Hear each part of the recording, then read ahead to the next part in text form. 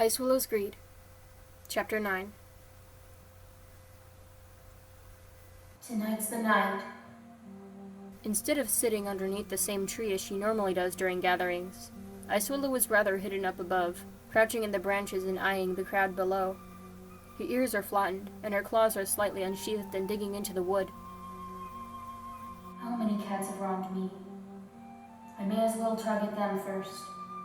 For the past few weeks, Icewillow has spent all of her time and energy meeting with Banglefang and training with him. Despite the two spending a decent amount of time together, the strange Tom was still always full of mystery.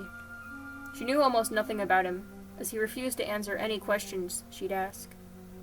Though, it didn't matter too much to her. She felt close to him anyways. I won't let you down, Banglefang. Not after what you've done for me. Her eyes dart over to the Moss Clan area. Who should I go for first? Jaggedcoat would be a good option. She spots the fluffy brown Tom, but unfortunately, he's sitting and whispering with Buzzardpaw.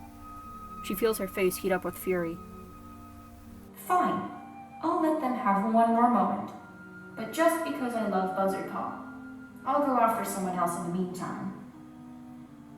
She looks around more, noting a few cats every here and there, and completely ignoring everyone's words. Before she knew it, the gathering had ended.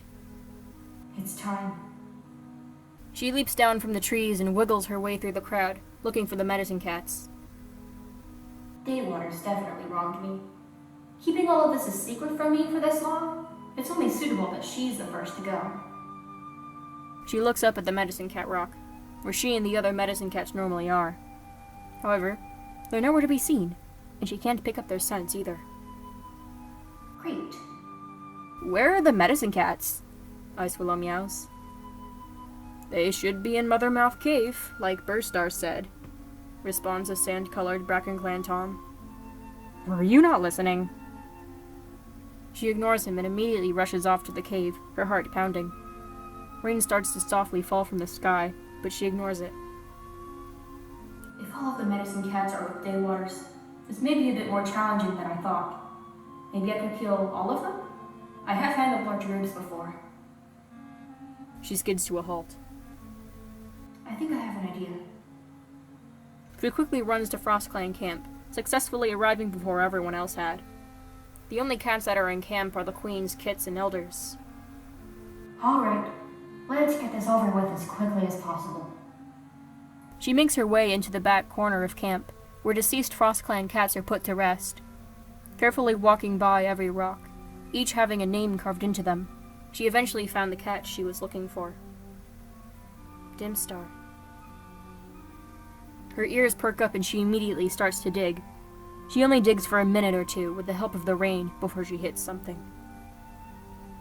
I can't believe I'm doing this, but I can't turn back now. She quickly uncovers some of the body, only seeing some of Dimstar's bones before the brown of her coat became visible. Excited, Icewillow yanks the coat out from underneath all of the dirt, and starts to bury Dimstar again. This coat is just what I need to lure Daywaters out. Holding her breath, she picks up the coat by her mouth and tosses it onto her back.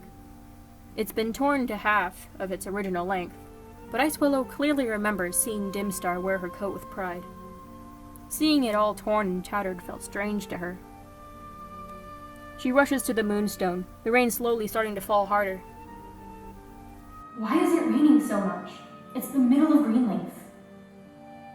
Once she's arrived, she approaches Mothermouth Cave and stands in the entrance. Daywaters, I have something for you. Her cold voice echoes through the cave. Icewillow? Daywaters slowly steps out from deep inside the cave, revealing herself to her. She spots the old coat on her back and her eyes widen. Is that... Come with me. I'd like to have a discussion with you. Privately. Daywaters looks back into what looks like darkness. You guys stay put, okay? She looks back at Icewillow and nods. Alright. Take me. The two cats leave the cave behind, and Icewillow leads her half-sister deeper into the woods. They take shelter underneath a tree, in an attempt to escape the rain. So, Why do you have Dimstar's coat? Wasn't she buried with it? This is a family matter. Icewillow slowly turns to look at her. Daywaters' mouth drops a little, stunned. So, Blackwish told you? Yes. I'd like to know. Why? I'm not sure, Icewillow, she sighs. It all happened when I was very young. I only know of my origins because Petaltooth told me. Is Petaltooth your sister? We both share Dimstar as a parent, but I'm not sure who Petaltooth's other parent is. I haven't asked about it. I don't want to pry anyone for information. That's awfully kind of you. Icewillow meows through gritted teeth. Her softness makes me sick. I'd still like to know why you didn't stay in FrostClan when you're the one with all the white fur. I just said, I don't know. The few memories I have of Dimstar and Starlingcloud from my kidhood have always felt like nothing but dreams to me. I honestly thought I was a MozClan cat through and through. But after Petaltooth told me I was her half-sister, I went to Starlingcloud one night and surely enough. Was that the night I saw you when I was a kid? The night Dimstar died? Yes, it was. What exactly happened that night? I honestly wish I knew. She looks down. We were all just minding our business when FlowerClan came out of nowhere and attacked us. Not a singular speck of mercy showed. Many lives were lost and many scars were given. It was a very tough battle. I knew that our leaders had issues with each other, but I never thought that Tulipstar would attack us like that. She shudders. Blackwish told me that Dimstar had a play in Tulipstar's behavior. Icewillow responds. I honestly don't know what to believe. Daywaters runs her paws through her own fur. What matters now is that it's over. After the fight, Raccoonstar passed away. Badgerstar took over, and that's when MozClan started to heal. All 4 clans received new leaders after that catastrophe. Icewillow watches her. Her older sister has the same fluffy figure as Dimstar once had, but with the softness of Starlingcloud. Look at you, sister, Icewillow snarls. You have it all. You're a medicine cat, and you have beautiful, fluffy white fur that you don't even need to survive. And you don't even know why you're in MozClan, yet cats love you anyways, despite you being a misfit. That's oddly specific. Daywaters chuckles, glancing at her. After seeing her expression, though, her smile starts to fade a little. Oh, I'm sorry. I didn't mean to. Do you realize how much easier you have it than I do? Cats don't give you weird glances all the time, and others actually depend on you. How does that feel? Especially knowing that you left me to be tormented. I didn't mean to. How many times have I told you that? She starts to sound worried. Why didn't you come and rescue me? You knew we were related all this time, and you did nothing. Daywaters stands up, trying to keep herself together. Icewillow, cross-clan relationships are against the warrior code. If anyone found out I wasn't a MozClan cat, both me and my mothers would have gotten exiled. I just couldn't associate myself with anyone because it would be too obvious. Only the cats within our family know of where I came from. All of MozClan still thinks that I'm just a loner that they took in when I was a kid. Ridiculous. Icewillow spits. Honestly, I should have gone to MozClan instead. I wouldn't be made fun of for my fur. I'd have a much easier time hunting. Cats would actually love and appreciate me, other than my parents. And I'd have Buzzardpaw all to myself. Buzzardpaw? What do you mean? I'm supposed to have your life, your fur, your friends. Icewillow aggressively slams Daywaters onto her back. The medicine cat yelps in alarm and tries to wiggle out from underneath her. So stop! You're hurting me! She frantically tries to kick her off, but the more she struggles, the deeper Icewillow's claws dig into her wrist area. Tears start to form in Icewillow's eyes, but the burning anger and pride in her chest urges her to continue. I'm supposed to have your everything. She blindly and continuously slashes at Daywaters, completely tuning out all the noise around her and only focusing on her movements. After what seemed like only a minute, Icewillow's claws and muzzle become drenched with blood and white tufts of fur. Did I just... She looks at the mangled corpse, almost completely furless. The only recognizable part of her now are her eyes, wide with what was once horror a moment ago. I really just killed someone, didn't I? An actual living being.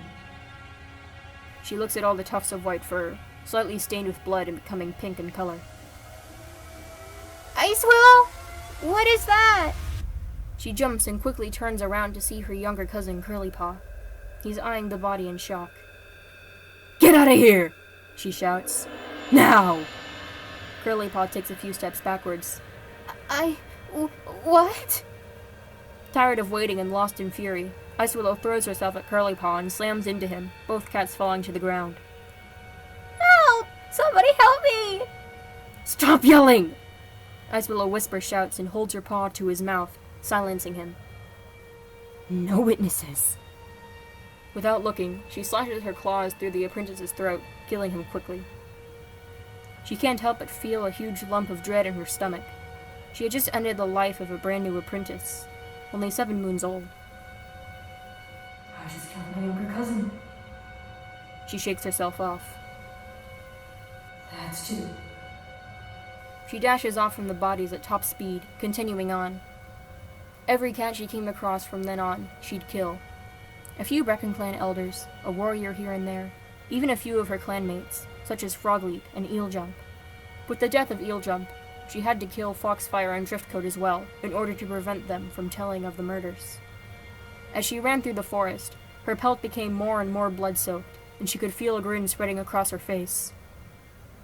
This is a lot easier than I thought it would be. Frost Clan really has been holding me back. Both her pride and exhaustion growing after each kill, she could feel herself starting to slow down. "Icewillow? How come you aren't at camp?" She yelps with alarm and whips around, only to be face to face with Burstar, the other 3 leaders right behind him. "Are you covered in blood?" Bedrestar unsheaths his claws, alarmed. In an active instant, Icewillow throws herself at Burstar and slashes his chest open. The life drains out of his eyes in an instant, and he hits the ground. His body shakes intensely as he repeatedly comes back to life, and dies again. "Burstar!" Bedrestar gasps and launches himself at Icewillow. "He was your mentor!" "I don't care." She leaps up and easily slashes Badgerstar open as well, and lands gracefully on her feet. Blazestar and Palestar turn to run away, but Icewillow easily jumps onto Blazestar and tears open the back of his neck, also breaking it in the process. Right as he fell, she sprang off of him and rams into Palestar, knocking her down before she can fight back and cutting her open from her stomach to her chest. Slightly stunned at how quickly she took all 4 leaders out, she quickly escaped, leaving them all to die. I just killed all of them. Even Burstar. She leaves them behind and holds her head up high, tasting the air and trying to detect any more life. After a short while, a familiar scent hits her nose. Talbot. Right after she catches his scent, she spots the white Tom in the corner of her eye. He's weakly trying to carry Curlypaw's body on his back. "Icewillow! Thanks Darkland I found you! Flythroat is really worried. And there's bodies everywhere. Look at what happened to Curlypaw." His voice cracks with the pain of losing his brother. "Somebody killed him." Icewillow swallows the lump in her throat and refuses to turn around to reveal the bloody mess. "Go back to camp, Tallpaw. I'm fine." Tallpaw squints at his older cousin, spotting the bloodstains rather easily due to her white coat. "It was you?"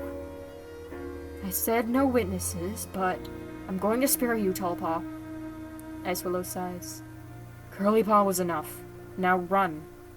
Never speak of what you've seen, or your life will be a living nightmare." She watches the little Tom immediately scamper away, and sighs. She sits down and starts cleaning herself, the inside of her mouth immediately tasting like blood. What do I I do after this anyways? If nobody figures out it's me, do I just pretend nothing happened? What if I got Buzzard Paw to leave the clans with me instead? We could become rogues together. Before she can finish cleaning her paws, a familiar shout makes her freeze. Who are you? She quickly turns around, finding herself to be face to face with the Tom she hated most. Icewillow? Jaggedcoat's eyes widen in horror. Great. Just who I needed right now. Keep your voice down, she snaps. I will not let my cover be blown. What are you doing out here? Where did the blood come from? Jaggedcoat, you're not going to understand. But no, I can't have anyone revealing my secret. Your secret?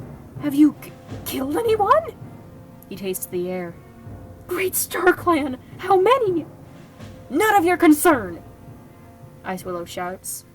I'm doing what has to be done, and my next victim is you. She throws herself at the fluffy Tom, causing him to yelp and duck to the side. Why are you attacking me? Instead of responding, she lunges for him and grabs a hold of his left ear. She forces herself off of him quickly, her jaws locked onto him at the same time, and ripping part of his ear off. He stumbles backwards and squeezes his eyes shut, trying to drown out the pain and the blood dripping down the side of his face. My ear! Icewillow snarls loudly and leaps at him for another attack, aiming for his stomach. He jumps quickly, avoiding her blow. I can't fight you, Icewillow! He's interrupted as she aggressively rams her tail across his face. And why can't you, coward? She's about to lunge for another attack, but stops. Standing in a tree behind Jaggedcoat is a fluffy white she-cat, her pelt glowing and her gray eyes narrowed with disappointment. Before Icewillow can respond, the angry spirit stomps down on the branch she's on. As she does, a quick and sudden flash erupts from the sky. The whole forest seemed to rumble with a loud noise, startling both Icewillow and Jaggedcoat. The ground shook harder and harder, and soon started to break apart underneath them, sending them both tumbling.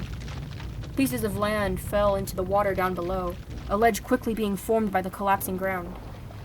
Icewillow's body twisted as she shrieked and frantically dug her claws into the wet grass, her lower half dangling downward. She scrambles to keep her claws firm in the wet soil, but starts slipping anyways. Before she can fall, however, she feels Jaggedcoat latch onto her scruff, trying to pull her up. As quickly as the lightning and earthquake had appeared, a large branch falls in the direction of the two warriors. It lands right beside them with a large thump. It shakes the ground, which makes it start to break under their weight. I don't want to die! Icewillow cries and desperately tries to aid Jaggedcoat in lifting her to safety. Help me! I'm coming! In the corner of Icewillow's eye, she sees a dark and slender she-cat making her way towards them, using the fallen branch to her advantage. Stay as still as possible and pass Icewillow to me. I'll grab her and pull her up. The she-cat takes a few more steps forward. Am I really about to be saved by Jaggedcoat and another Moss Clan cat? She takes a deep breath and looks down at the raging river beneath her. I'd rather die than be saved by their kind. Jaggedcoat slowly starts moving Icewillow to the side, trying to bring her scruff closer to his friend's mouth. Icewillow kicks a little, slipping out of Jaggedcoat's grasp.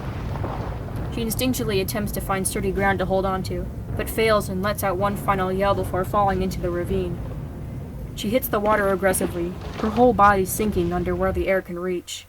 She swims back up to the top and gasps for air, but immediately gets sent back down by a powerful wave. She tries her hardest to keep herself afloat, but no matter how hard she tries, she just gets sent back down again. Eventually, after a few tries, she gives up and lets one final wave send her down, and she lets her body loosely ram against the bottom of the river. She felt a surging pain in the side of her head, and then nothing. She was gone.